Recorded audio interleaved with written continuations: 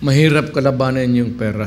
And money is a corrupting thing rin. Pati yung mga police, mga generals, nasabit na lahat. So, I said that prompted me to say that I would be fighting my own government. Yes. At that time na sila ng mga generals nandiyan na sa gobyerno especially Manila. And you named them. Oh, I named them publicly. Pati yung mga nasa dossier na involved na mga mayors at iba pa sa gobyerno. Judges. The first time we heard that, I said, oh my God, kung walang ganito, nasa bibig na tayo ng leon.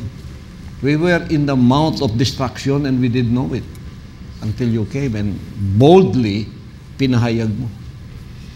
Well, I was prepared for it actually. Baski nung mayor ako dito. Yung nadaan dito sa Davao, alam nila yon. So, ang malas lang yung mga big time doon na akala nila na hindi ko talaga, akala nila hindi ko gagawin. Sabi ko, sus Ginoo ko. Yan ang ano dyan. Hindi mo dala sa korte yan, laruan ka lang.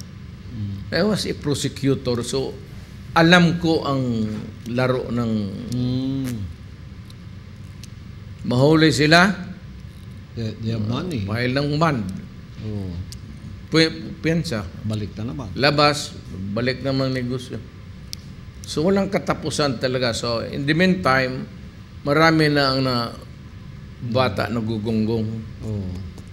Hindi man ako magyabang, pero kung hindi ko ginawa yon, kawawa yung bayan. Oh. Kaya sinabi ko sa kanila, remember that I am a Filipino. Remember that I care for my country and my fellow men. Sinabi ko sa inyo, huwag mong gawin. Ginawa nila, wala, magawa. Dito sa Davao noon, initially, yung hindi talaga ng mga mayaman pa,